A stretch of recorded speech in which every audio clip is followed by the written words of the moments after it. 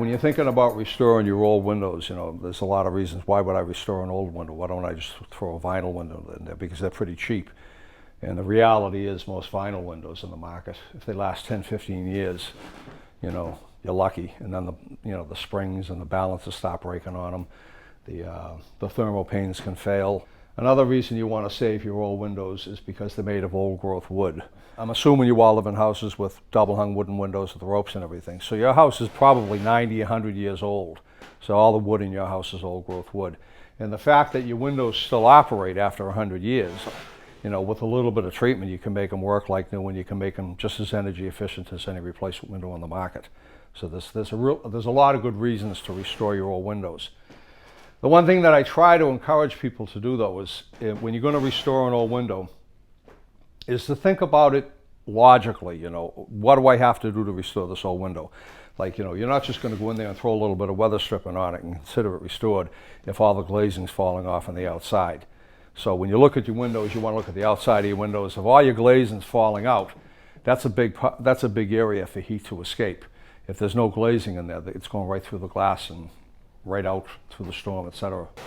Another consideration is a storm window. With the old double hung wooden windows, no matter how much you weather strip them, it's still good to have a storm window.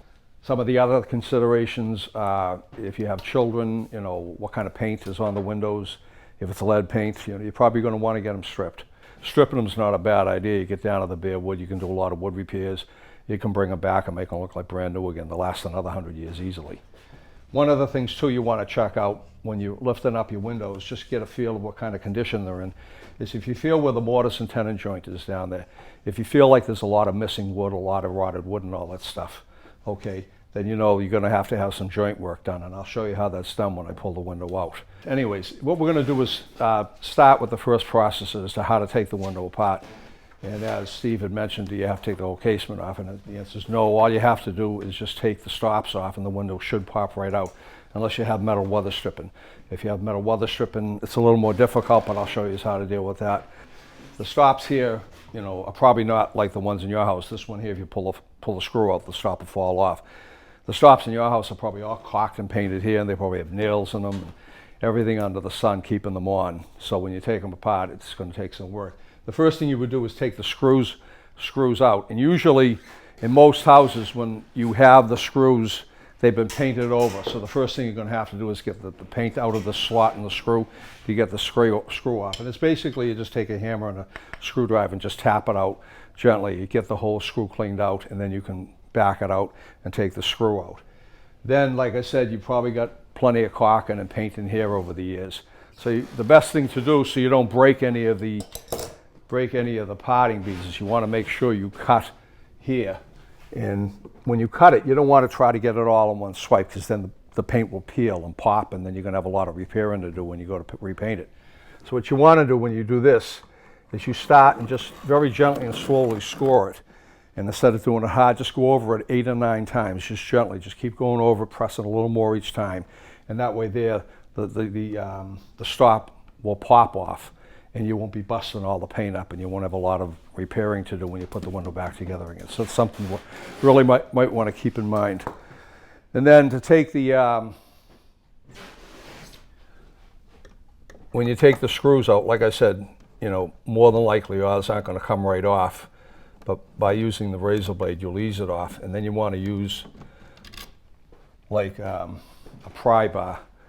And what you want, you can use a 5-in-1 or something like that to start from here and work it off a little bit. But there's another bar, and I should have done it fall down. There's several pry bars. If you have one like this comes in handy when you're working with windows, you know, and it's got the curved edges so you're not, you know, marking your woodwork up when you're taking things apart. And then there's this bar here, which is very helpful for getting the stops off, because you can come around the back of the stop like this. Put your bottom window up. You can come around the back of the stop like this, and you can start prying it off from here, so you're not marking up your crown molding or anything like that. So you can pull it out from here.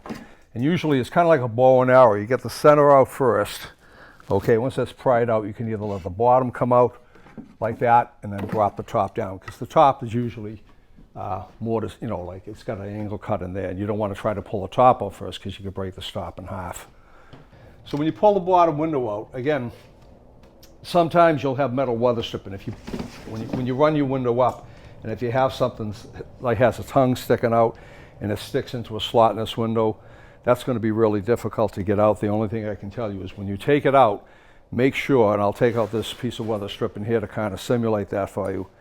You want to make sure that you get all the nails out before you start trying to pull it out, because if the stuff gets crinkled up and jammed, or if it gets jammed inside the window, you know, you're gonna take you a couple of hours to get that loose, and you really don't want to do that. So you want to make sure you get all the nails. Usually they have nails down the bottom in this weather strip, and this is all just staples, but usually they'd have nails down the bottom. And if you get like a little pry bar or a 5-in-1 and you just tap through them, you can cut the nails because they're not that thick. And then you just got to get the one up at the top.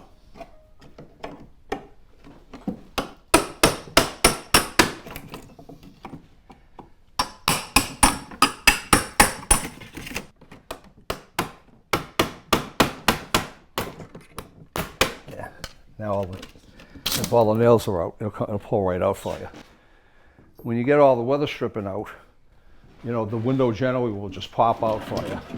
And a lot of times you want to be a little careful, because sometimes the ropes aren't really fastened on, and that's when a rope will pop out and go flying in. And if you lose it through the pulley and it goes down and hits, you might lose the weight. You don't want to do that. So like I was saying to you before, what you want to do is pull the window apart, take the rope out, and hold the rope with one hand so the rope doesn't fly back up into the thing. And then just take a screwdriver and back this off like this. All right.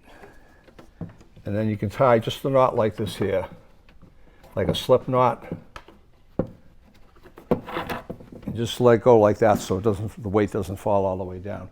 Then when we open up, take the port cover off, and we open up the port, I'll show you how to retrieve the weight there.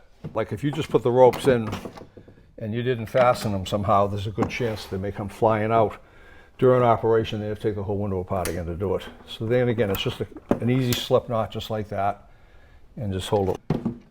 So you pull the window out, and when you look at the bottom sash, you can see there's the journals right there for the chain or the rope to go up. And when we go to re-rope it and stuff, I'll show you how to measure and how to put the rope or the chain in. All right, once you get to this point here, let me just take this off. Then you want to take the parting beads out. Now most of your parting beads are probably going to be painted or have some paint on them from over the years. And you're probably going to break them when you take them out. Most parting bead will be this thickness, what they make standard, but you might have 1/2 inch. You might have something that's a full 3/8, and if you come in, they can custom make it for you. It's better to do that than buy a whole part, like a 10-pack of parting bead, and get back and find out they're too loose or they're too big or something. Now, when you look at, these are your port covers, okay? This is where you have to get, these are here because you're going to get in here to get at the weights, okay? And for the most part, you're going to find them over here against the parting bead. But sometimes you find them completely under the stop. It all depends. I've seen them out. I've seen them where they incorporated part of the trim, and then you got to be really careful. If it incorporates part of the trim, then again you want to take your razor blade and you want to cut very, very slowly. Again, just patience, time. Screw it again and again and again, because if you cut right through it, then all the paint pops off, and then you're going to be sanding the devil out of it to get it smooth again. Okay? But these ones here are right under the strap, so they're easy to get out. If they're up against the parting bead, then you're probably going to want to take the parting bead out. And if you have paint on your leg jam, which hopefully you don't, but if you do, you also want to cut here, the same type of a cut up and down here, because if it's painted and it's been there for a while, when you pull the parting bead out, not only will you be pulling the paint off, you could be pulling chunks of wood out, which will make it really unsightly in here. So you want to examine, make sure you don't have a lot of paint in there. If you do, again, anywhere there's paint, just take your time and cut and cut and cut until you get it loosened up, so you don't create a lot of chips or you don't tear wood out. So anyways, this tool again has that rounded edge, so if you come in here, you punch into the parting bead to try and get it out, you're not going to gouge up your leg jam. You don't want to mess up any of your woodwork.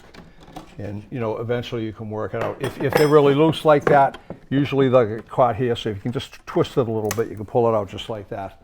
And then if you want to save your parting beads, it's up to you.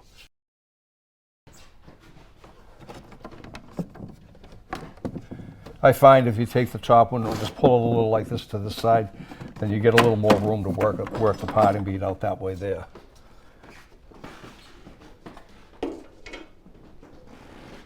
So now again, if you don't have any weather stripping in there, the window's going to pop right out. If you have the metal weather stripping in there, you're going to have to work the nails off to get it out.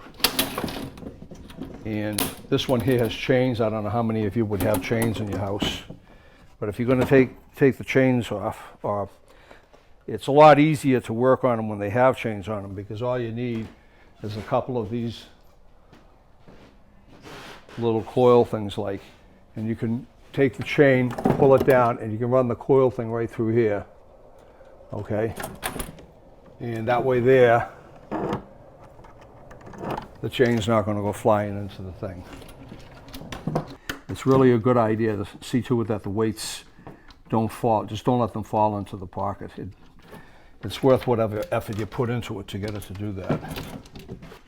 So again, when you pull your windows out, you notice this one was curved at one time for metal weather stripping.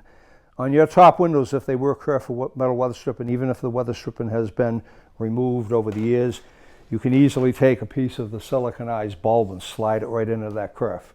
You can't do it on the bottom ones because you don't have gravity working with you, but you can do it on the top. So again, with the weight ports, when you go to take them apart, usually there's a screw at the top and a screw at the bottom. And if you take the two screws out, the thing should work out easily, unless there's a lot of paint here. And then you get back over there with your razor blade again and you're cutting, so you can turn around and get at it and get it out.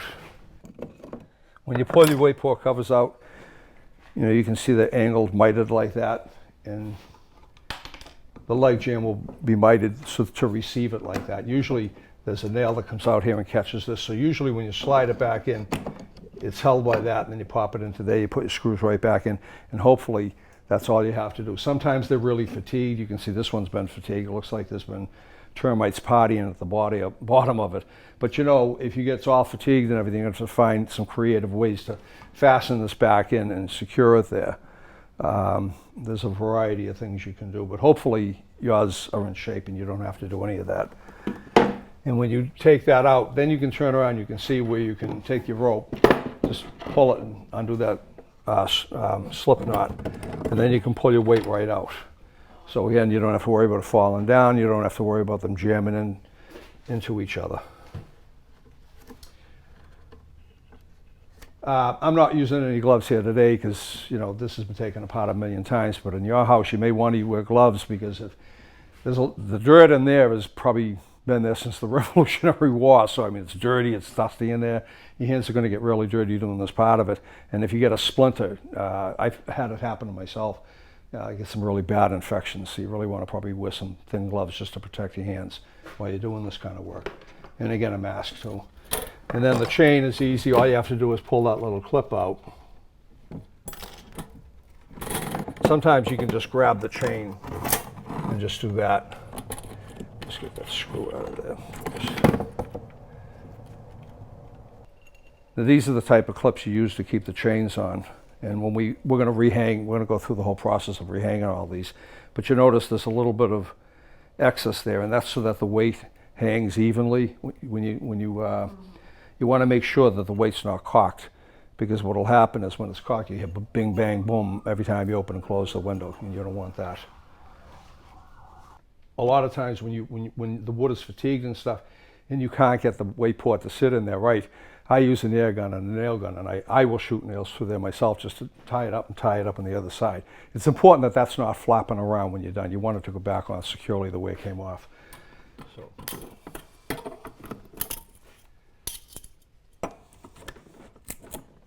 I'm just basically taking all the weather stripping out of here so we can do all of that when we put it back together again. You can get Now on a window, once you get the weights out, okay, there are 7 areas on a window that you want to weather strip.